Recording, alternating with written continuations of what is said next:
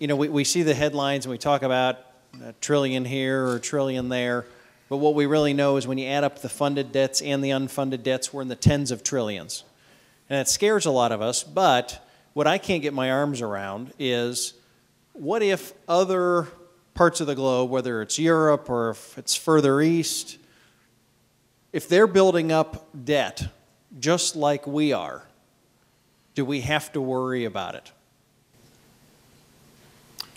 I have a really simple and answer to that. It's very quick. I think the risk of deficits, and whether you're talking domestically or globally, I think the risk is that we can overwhelm the capital markets with that creation of debt, in my opinion. And in my opinion, I think that plants the seeds for higher inflation. I think that potentially lead to a weaker dollar. And at the end, I think it's not a good thing for an investor, whether you're in fixed income or equities or alternatives. I think it's a tough market, and it makes for a tough market to deal with. So, the simple truth of it is it could add a tremendous amount of risk to all of us. Yeah, I think it's interesting. There's a couple of questions in there. And so first of all, just talk about what's going on in other countries and how is that going to impact us in terms of the debt issue. A big part, we talked about this with consumers early on, but a big part of the question of how sustainable is our debt situation is what's our debt service costs. So we can have a tremendous amount of debt. If interest rates were zero, we could have unlimited debt.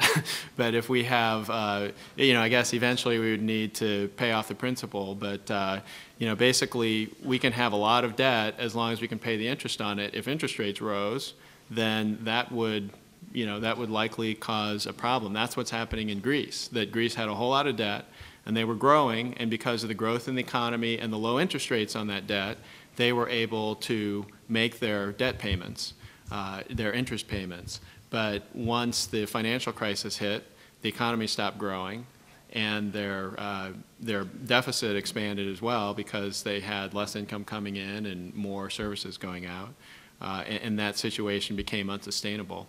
What the importance of what's going on in the rest of the world, in my opinion, is that when other countries are facing serious problems, like in Greece, and now there's a risk that it could, go over to Portugal and Spain, et cetera, then where do investors turn when they want safety? They turn to U.S. Treasury bills because that's the safest investment in the world. That's perceived as the safest investment in the world and may still be. If that happens, then that keeps our interest rates low for a longer period of time. So it keeps our unsustainable debt situation sustainable for a longer period of time. So if you ask me or any of us, when is this unsustainable situation going to break down? We could have talked about this 20 years ago. I'm sure a lot of you remember Ross Perot with the pie charts and all that. We could have talked about, well, this situation is unsustainable. It is unsustainable. It's just that it may go on for, many years, depending on what happens with the interest rates. However, I'll just add to that I do think the lower interest rates, if Chinese investors and European investors say, we want safety, we're going to invest in U.S. Treasury bills, that's still going to be a short-term, a medium-term factor. It's not going to be forever. Why? Because eventually they're going to resolve those situations. It may take them 5 or 10 years to resolve the situation in Greece and the rest of Europe. But eventually, they're going to resolve that one way or another, maybe through default and restructuring of the debt, maybe through inflation in the Eurozone in some way or another, and then the attention will turn to us. So we're going to have to deal with the problem at some point.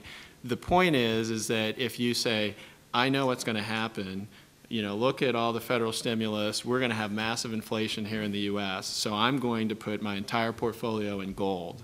Well, guess what? You may be sitting in that gold 5 years from now, and it may be 20% cheaper than it was today, or 30 or 40% cheaper because nothing's happened for 5 years. You were so sure inflation was going to happen. That's the risk. That's why, kind of as Gary was referring to earlier, we have diversified portfolios. We don't put all our assets in one class. In our portfolios, we have a lot of investments in energy stocks, but we also have investments in the Procter & Gamble's of the world and the solid consumer companies that are generating steady cash flows. So just a couple of thoughts on that. Yeah. Chris's comments were right on the mark. I don't exactly stay up nights worrying about what happens if interest rates rise and the effect on our debt service, but that's a big concern that's out there. So let me talk a little bit about one other option, which is inflation. And it is an option. So as an economist, I was well trained at Chicago about how the government has this option of creating inflation by changing the money supply. And so I have actually been rather surprised that they've resisted doing this. You know, through the Federal Reserve has really stuck to its guns. You know, we've had some chairmen that have really stayed with the commitment to keep inflation low. The housing crisis could be solved by inflation. Let's just have 100% inflation. Everybody's house values go skyrocketing. Mortgages, yeah, you know, they're going to be little low-valued things that are out there. Get out of your adjustable rate mortgages really quick because the interest rate's going to rise. But they have not done this. So there is this temptation that's going to be out there as debt rises, an increasing temptation to get out of it by inflating our way out of it. And it's happened in the past. You probably all remember sort of the 1980, 81, 82 period when we had very high rates of inflation. Something to, you know, as an investor to keep an eye on. I'd actually be interested on your two comments about the inflation-protected bonds. You know, what type of an investment do you see those as? You're talking about TIPS bonds. I'm not a huge fan of TIPS. I think TIPS certainly have the commitment of the government. You're going to see them being created. But the problem with them right now is I think they're much more of a trading vehicle. People are using them to trade. So the values are being driven more by trading than the outright use of inflation. And right now, when you look at break-even inflation rates, which really drives value in TIPS, I think they're not offering a whole lot of value right now. I would buy a straight treasury before I bought a TIP right now. I think some of the strategies that you need to think about and some of the things that we're thinking about from an inflation standpoint beyond TIPS are strategies that take a short to intermediate bond portfolio, for example, high quality, creates an income stream, and you overlay that with a CPI swap, which is a very efficient liquid market. I know the word swap probably resonates with people and creates this idea of some huge derivative risk, but it really doesn't. It's a very liquid market. It's tradable, and it's a product we use regularly. That type of portfolio, both in the tax-free area and the taxable area, has presented us better opportunities to create a situation for an investor where not only are we providing an income stream, but we can also hedge that from an inflation perspective.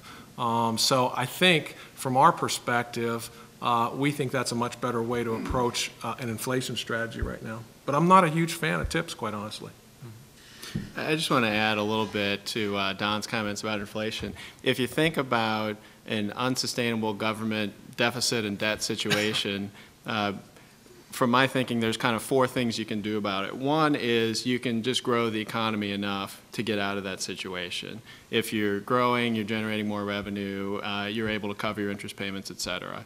That's not probably the most likely path for the U.S. because how can we grow? We can grow through an increase in productivity. It's possible we could get an unexpected increase in productivity, but it would be very difficult to forecast that. It would require something, step function above what we have now to really make an impact. We can get a big increase in population growth. That doesn't seem to be in the cards right now. We've had a pretty steady population growth. Or we can increase our leverage. But we just talked about government has a lot of debt, consumers have a lot of debt. It's not likely we're going to grow by adding more debt and growing through that. So growth seems to be limited. Your second way of resolving a government deficit debt problem is through the austerity package, either some combination of higher taxes and lower spending. Well, I haven't observed a strong political will in this country for lower spending or for higher taxes. So we'll probably have some of that, particularly on the tax side in the near term, but that it's going to be difficult to sort of solve our problem long term in that method. A third way of doing it is inflation, as Don mentioned. Basically, particularly when foreign countries own a lot of your debt, but also for domestic investors, if you owe someone $10 trillion and you print twice as many dollars, now each dollar is worth half of what it was yesterday, so now you only owe $5 trillion. So you've just eliminated your debt problem. That's pretty easy. Well, there's a lot of other costs to inflation that we don't need to get into, serious costs, and Don kind of referred to some of that. If you remember the economic recession, the severe recession in 1981 and 82 when Paul Volcker raised interest rates so high, that's the kind of cost, and a lot of other things that can even be worse than that. The fourth way to resolve it is to default. Just don't pay, and that restructure the debt and say, hey, I owed you. Basically, you can inflate the debt away, or you can say, well, I owed you $100, but I'm just going to pay you $80 because that's all I can afford. That's not a real good option for the U.S. So to me, when you look at those four options, growth seems impractical. A combination of spending cuts and tax increases seems, I don't know that we have the will to do that. And the default, really, that's just not an option for the U.S. as a country. So it seems like eventually inflation is the most likely way this is going to get resolved. But again, the problem is putting a time frame on it, because you could have said the same thing 20 years ago and it just hasn't happened. So I don't really know the answer to that. What I will say is, again, diversified portfolio, I want to have some portion of my portfolio that is going to be able to grow earnings rapidly at or above the rate of inflation. I think energy stocks can do that. There are some other holdings we have in our portfolio that should benefit from that type of Yeah, behavior. I also would add, I agree with that. The way we look at inflation, it's almost like the Boy Scout motto, be prepared. I mean, it doesn't appear like inflation is imminent right now, unless we go through some policy changes, to your point. But the way we think about inflation from a client standpoint is you should think about it as a strategic allocation in a portfolio, something that's there across the business cycle that you either increase or decrease relative to where we are in inflation. So it should be much more of a strategic allocation, however you want to get that, through some of the inflation stocks that he just mentioned, or a bond strategy of some sort that is giving you an inflation hedge. But we think of it more strategic than tactical.